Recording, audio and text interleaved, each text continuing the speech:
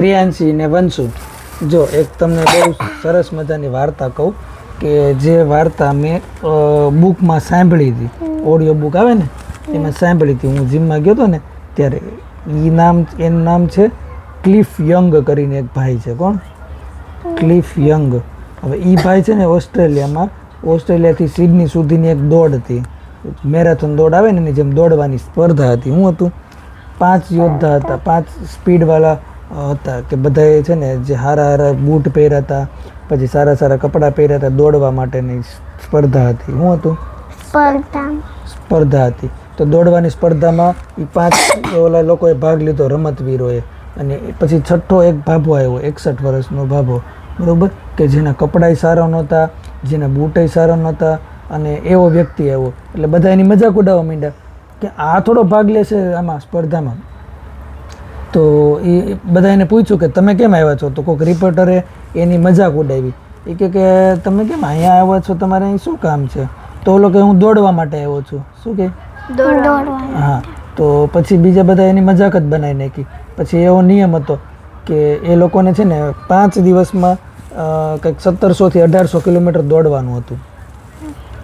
તો પહેલો દિવસ થયો તો બધા રમતવીરો ભાગી ગયા, સ્પીડથી દોડવા જ માંડ્યા. અને આ ક્લિફ યંગ હતો ને એ છે ને ધીરે ધીરે એવી રીતે દોડતો હતો ને કે બધાને એમ થાય કે આ ક્યારે પોગી રહેશે. એ પાછળ રહી ગયો. પછી 8 કલાક બધા દોડી લીધા ને પછી 12 કલાક બધા દોડી લીધા. પછી એને સૂવાનો વારો આવ્યો. તો બાકીની 12 કલાકમાં સૂવાનું આવે ને તો એ બધા સૂઈ ગયા રમતવીરો. અને આ ભાભો હતો ને તોય દોડતો જ રહ્યો. પછી બીજો દિવસ થયો તો બધાને હારવાર થઈ ગયો એ બધું. પછી ત્રીજો દિવસ થયો, પછી ચોથો દિવસ થયો. એવી રીતે કર્યું ને તો બધા રમતવીરો પાછળ રહી ગયા.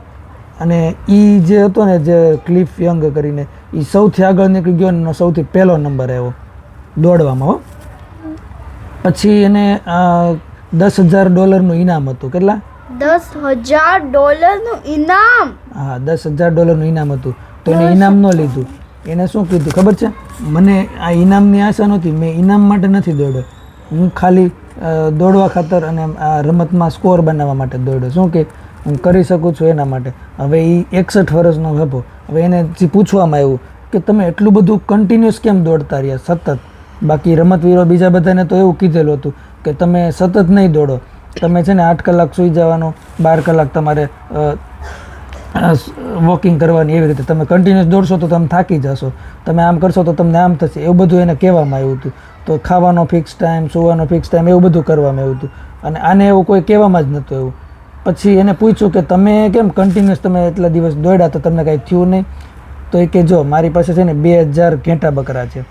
જ્યારે તોફાન આવે ને, બરાબર છે, તો એ તોફાન દરમિયાન મારે બધા ઘેટા બકરાને પકડવા માટે દોડવું પડે. ઘણી વાર મારે 3 દિવસ ને 3 રાત દોડી અને એને પકડવા પડે. શું કે ઘેટાને બધાને પકડીને લાવવા પડે. એટલે મારી પ્રેક્ટિસ છે. હું 40 વર્ષથી આ પ્રેક્ટિસ કરું છું. કેટલા? 40 વર્ષથી પ્રેક્ટિસ કરે છે. એના કારણે એની જીત થઈ. અને બીજા બધા જે યોદ્ધાઓ, બધા રમતવીરો હતા, એની જીત ન થઈ. સમજાણું? એટલે કે 61 વર્ષની ઉંમરે તે કોઈ માણસ હિંમત કરી અને આગળ આવે છે, બરાબર છે. તો પછી આપણે તો હજી નાની ઉંમરના લોકો છીએ, તો આપણે આગળ ન આવી શકીએ? આવી શકીએ કે ન આવી શકીએ? જરૂરથી આવી શકીએ. આવી શકીએ વંશો કે ન આવી શકીએ? આપે તો આખી દુનિયાને ઉપાય. હવે આ વાર્તા ઉપરથી તમને શું શીખવા મળે પ્રિયાંશુ? પહેલા તો હું તમને એ કહેવા માંગુ છું, બાળ મિત્રો, તમને આ વાર્તા ગમી? અને હવે હું તમને તેની શીખ કહીશ. એની શીખ હતી કે તમે લોકોએ આ વાર્તા નહીં સાંભળી હોય, પણ સસલા અને કાચબાવાળી વાર્તા તો સાંભળી જશે ને. એમાં શું હતું એ તમને ખબર જ હશે. સસલું ભાગી ગયું અને અંતે તે સૂઈ ગયું, પણ કાચબો ચાલતો રહ્યો. ભલે ને તે દોડતો નહોતો, ખાલી ને ખાલી ચાલતો હતો, પરંતુ એ રમતમાં જીતી ગયો. તો હવે આપણે એની શીખ છે કે આપણે નાના ડગલા કરીએ ને તો આપણે મોટા ડગલે પોગી શકીએ, પણ ડાયરેક્ટ મોટો ડગલો ભરીએ ને તો આપણે મોટા ડગલે કોઈ દિવસ ન પોગી શકીએ. Okay, very good. વંશુ, તને શું શીખવા મળ્યું આ વાર્તામાંથી? મને કાંઈ નહીં. તો મોટો થાય ત્યારે શીખવા મળશે. તો કાંઈ નહીં, આપણે હવે નવા વિડીયોમાં મળીએ. ટાટા.